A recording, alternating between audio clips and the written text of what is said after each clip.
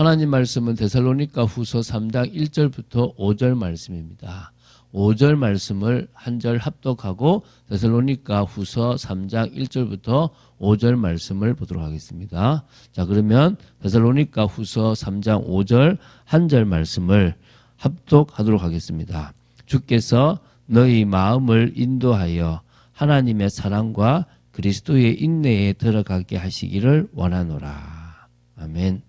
우리 참빛교회 성도들도 참빛교회 성도들의 마음을 인도하여 주시고 하나님의 사랑과 그리스도의 인내에 들어가게 하시기를 간절히 원합니다. 그런 축복 누리는 여러분 되시기 바랍니다. 자, 데살로니가 후서 3장으로 들어왔습니다. 이제 마지막 장입니다. 이번 주에 데살로니가 후서를 다 끝냅니다. 거기다가 데살로니가 전서, 데살로니가 후서의 종말에 대해서 바울이 가르쳐 주셨던 부분들을 우리가 한번 정리하는 시간도 가지면서 데살로니가 후서를 끝내보려고 합니다.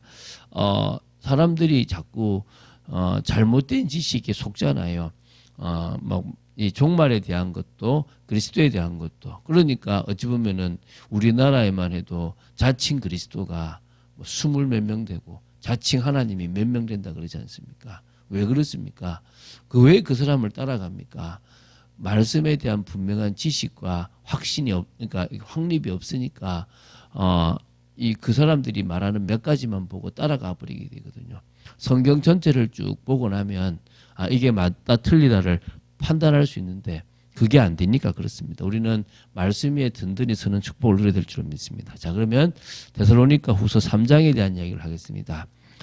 데살로니가 후서의 후반부에 해당합니다. 예, 그리고 종결부를 포함하여서 재림신앙에 합당한 성도의 삶에 대한 내용을 다루고 있다고 보시면 됩니다. 그래서 데살로니가 후서 3장은 총 3부분으로 나뉘는데 그중에서 이제 오늘은 뭘 볼 거냐면 1절부터 5절을 볼 것입니다. 데살로니가 성도들을 향해서 바울은 기도를 요청합니다. 자기의 사역에 기도해달라 그럽니다. 이건 참 중요하죠. 그죠?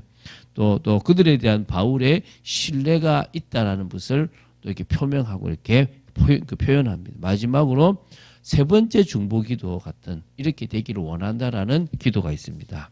자, 우리가 좀 보면서 이야기를 하도록 하겠습니다. 우리 1, 2절을 먼저 보겠습니다. 1, 2절은 바울이 이제 데살로니가 성도들을 향해서 자신을 위해서 기도해 달라고 요청하는 부분입니다.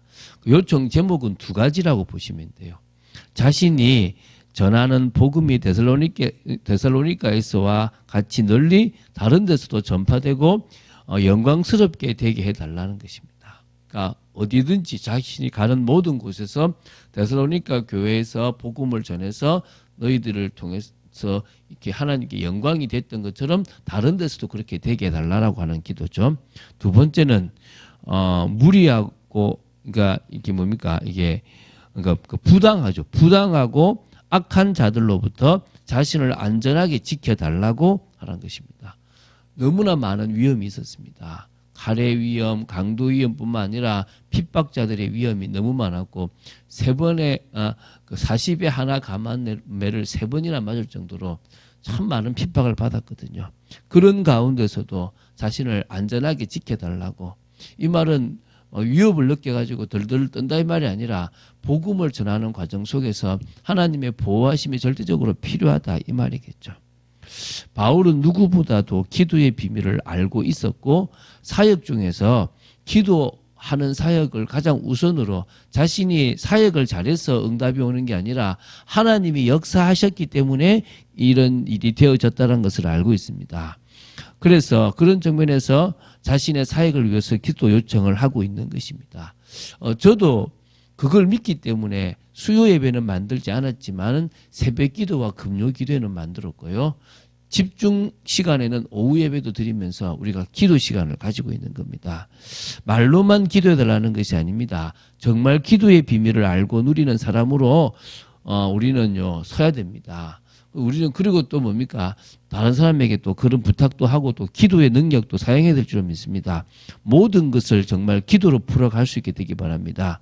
그래서 기도 제목을 나눌 수 있는 것은 복된 것입니다. 자, 우리 이제 3절, 4절, 2절을 보도록 하겠습니다. 자, 바울은 하나님께서 데살로니가 성도들을 굳건하게 하시고 악한 자에게서 지키실 것이라고 격려도 합니다. 그리고 그들이 자신의 명한 것을 따라 행할 것임을 확신한다고 그 신뢰를 표명하고도 있습니다. 다 확신한다라고. 이게 뭡니까? 어느 정도는 그렇게 되기를 바라는 권면도 있고 속지 말라는 것도 있고 그것에 대한 믿음도 있는 거죠. 신앙생활은 반석 같은 믿음으로 자신의 삶에 사단이 주는 여러 괴계를 이겨나가며 하나님 나라를 이루는 것입니다. 그러니까 자신이 회복되고 또 자신을 통해서 다른 사람들을 살려나가는 거라고 보시면 됩니다. 하나님의 보호하심을 느끼고 하나님 나라를 이루는 것이 가장 중요한 거죠. 그런 의미에서 신앙생활은 영적 싸움이에요. 지금 이 시대에 우리가 특별하게 큰 문제가 없습니다. 그게 더 문제예요. 차라리 기도할 제목이 있고 막 자식이 힘들게 하고 남편이 힘들게 하고 경제적이 어렵다면 주님을 붙잡게 돼요. 그런데 그런 거 없으면요. 서서히 그냥 기도 안 한다니까요. 갈급함이 없습니다. 사단이 주는 괴계 중에 조금 고난도의 괴계일 수 있습니다. 자, 그래서 우리는요. 무엇보다도 말씀을 따라 살아가는 게 중요합니다. 기준을 말씀에 두고 살아가는 것이 너무 중요합니다. 환경과 말씀이 맞지 않다면 말씀이 더 기준이라고 생각하시면 됩니다. 저는 그런 이야기를 들었는데 맞다고 생각됩니다. 전투기 조종사에게 절대적으로 자신의 감정을, 자신의 감각을 믿지 말라고 얘기하고 오히려 계기판을 믿으라고 합니다. 저 태평양 한참 중간이나 이런 아주 넓은 바다를 다니다 보면 잘못해서 이 하늘과 바다를 혼동하는 경우가 생긴대요. 너무 똑같아가지고 하늘인 줄 알고 열심히 올라가는데 그게 바다를 향해서 이렇게 곤두박질 치는 것이 된다고 합니다. 왜냐하면 착각을 일으킨대요. 우리가 보통 보면 도깨비 도로도 분명히 우리가 느끼기로는 오르막인데 차가 올라가잖아요. 그 말은 내리막이라 이 말이거든요. 근데 우리는 뭐요? 오르막처럼 느껴진다는 거예요. 그처럼 우리 인간의 감각은 되게 많이 이렇게 착각을 할 수가 있는 게 많거든요. 그래서 어떻게 하냐 그러면 계기판이 맞다라고 보라는 거예요. 근데 막 조종사들이 혼란스럽다는 거예요. 계기판이 잘못된 것 같아요. 계기판이 잘못되면 어떻게 하냐 이 생각이 든다는 거예요. 그런데 자신의 감각이 잘못될 확률이 더 많다는 거예요. 계기판도 잘못할 수 있겠죠. 그러나 우리 인생에 있어서 내 판단보다 더 중요한 건 하나님의 말씀이라는 거예요. 내가 급한 게 아닙니다. 하나님의 말씀이 급하면 급한 거예요. 내가 중요한 게 아닙니다. 하나님의 말씀이 중요하면 중요한 거예요. 그런데 우리는 내가 급한 것대로 돈을 쓰고 내가 급한 것대로 시간을 쓰고 내가 급한 것대로 내 인생의 방향을 맞추게 돼 있다니까요.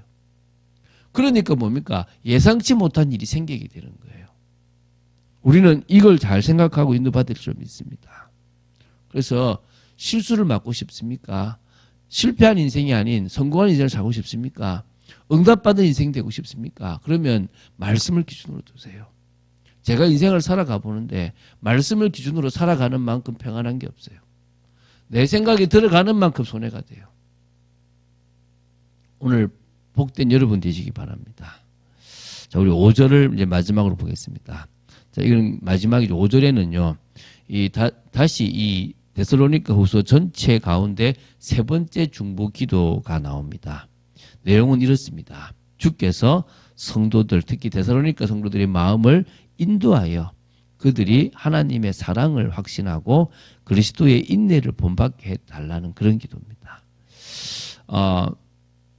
주님이 정말 우리 마음을 인도하실 수 있도록 우리는 뭐 해야 됩니까? 계속 내려놓아야 돼요.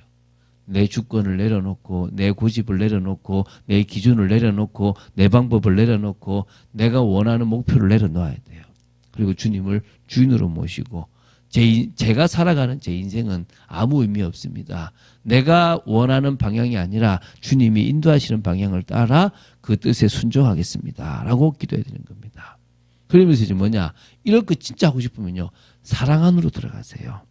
사랑 안으로 들어가면 채워져요. 사랑 안으로 들어가면 치유가 일어나요. 사랑 안으로 들어가면 온전해진다는 거예요. 그리고 이제 뭡니까? 두 번째, 그리스도의 인내 안으로 들어가라는 것입니다. 이거 무슨 말입니까? 진짜 언약 성취를 향해서 나아가라는 거예요. 그리스도께서 왜 인내하셨습니까? 십자가를 왜 참았습니까? 그게 언약이고 더 큰 뜻이 있었기 때문입니다. 우리도 마찬가지로 그리스도의 인내 안에 들어간다는 것은 지금 우리 인생에 인내하고 참을 수 있는 곳으로 들어가라는 거예요. 왜 그렇습니까? 내 인생이 아니라 주님께서 우리를 통해서 이루시려고 하는 그게 가장 복된 거예요. 주님은 그 부끄러운 십자가, 그 고난의 십자가를 우리를 구원하시기 위해서 인내하시고 참으셔서 당신의 그 뜻을 이루셨다는 거예요. 우리도 그 환난과 고난을 넘어설 수 있을 만큼, 정말 이길 수 있을 만큼 인내 속으로 들어가게 되길 바랍니다. 가장 복음적이고 가장 정상적인 삶을 살아갈 수 있게 되길 바랍니다. 자, 데살로니가 후서를 지금 우리가 집중 기간에 이제 마무리하고 또 다른 아마 민수기를 들어갈 것 같은데요. 우리는 방향이 분명합니다. 목사님, 저는 지금 이 문제도 있고 저 문제도 있고 복잡한데 왜 자꾸 이렇게 방향만 주십니까? 하는데 여러분, 가면요 다른 건 다 따라와요. 여기에 머물러 있으면 이 고민 저 고민 다 되는 거예요. 저도 집에서 아무것도 안 하면요 별의별 생각 다 들어와요. 근데 쭉 나가면요 그런 생각할 시간이 없어요. 왠지 압니까? 그 생각이 대부분 사단이 주는 안 해도 되는 생각들이 많다는 거예요. 아, 진짜 심각해요. 우리 자식 문제도 심각하고 뭐 문제 심각해요. 예, 그거 고민한다고 해결됩니까? 아니라니까요. 그거 몸부림친다고 해결됩니까? 아니라니까요. 뭐 어떻게 하면 됩니까? 주님께 맡기고 주님이 원하시는 길을 걸어가면 돼요. 그럼 주님이 해결할 시간표에 가장 해결할 수 있도록 역사해 주신다는 거예요. 오늘 그 축복을 누리는 여러분 되시기를 주 예수 그리스도 이름으로 축원드립니다. 주는 그리스도시요 살아계신 하나님의 아들이심을 고백합니다. 오늘 저희들의 마음에 또 평안함을 주시고 인도될 수 있는 방향을 주심을 감사합니다. 우리의 기준이 아니라 당신의 기준을 따라서 가는 저희들 되기를 간절히 소원하며, 정말 바울이 데살로니가 교회를 위해서 기도하고 또 말했던 이 권면이 저희들의 기도 제목이 되고 권면이 되고 축복이 되기를 간절히 소원합니다. 주 예수 그리스도 이름으로 기도드립니다. 아멘.